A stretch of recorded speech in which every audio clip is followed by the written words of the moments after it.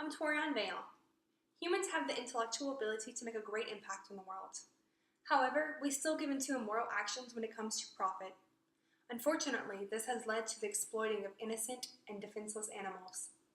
Let me tell you a story about Lily. Lily suffered from a face deformity from the time of her birth due to irresponsible breeding habits.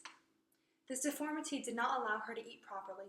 She spent most of her life trapped in a wired cage, and when she was finally rescued, she was only able to live 15 months until she died due to previous health conditions.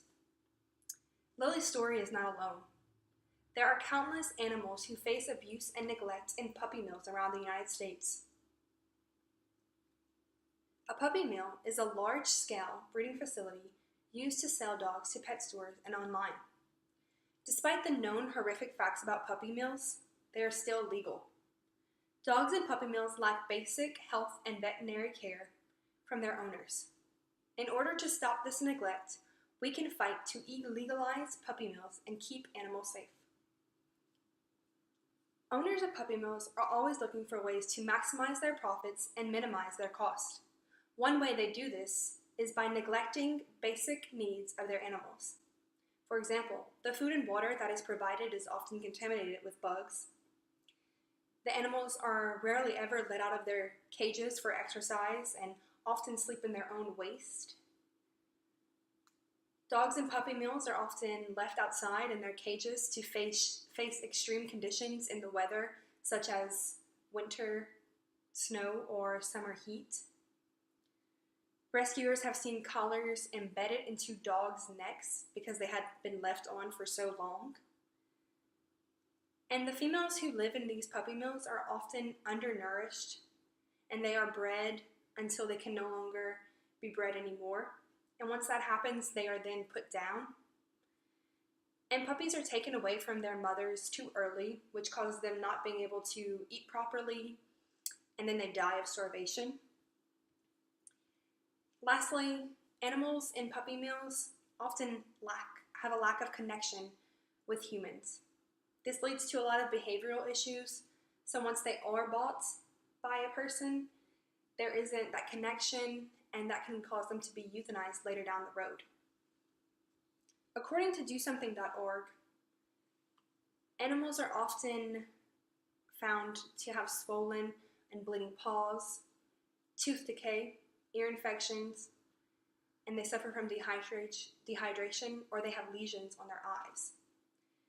This neglect is not even recognized by a veterinarian because their owners will not take them there.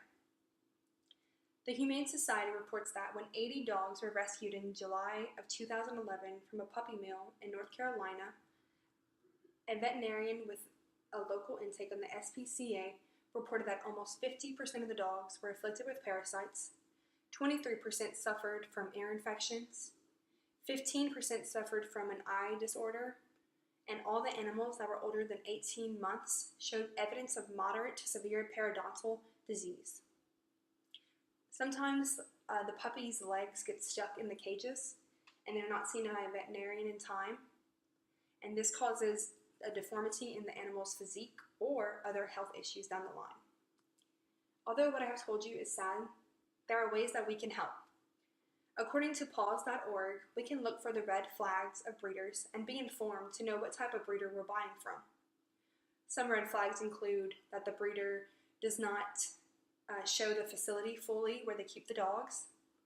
They don't ask lifestyle questions or family questions to see if you're a good fit with the animal.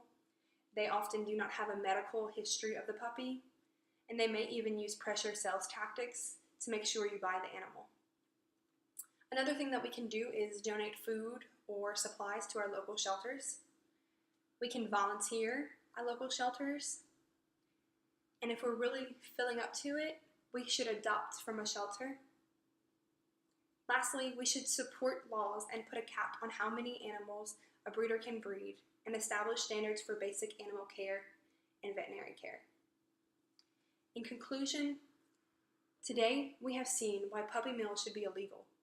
Breeders who own these mills lack basic and veterinary care for the animals in their possession, from contaminated food to physical ailment.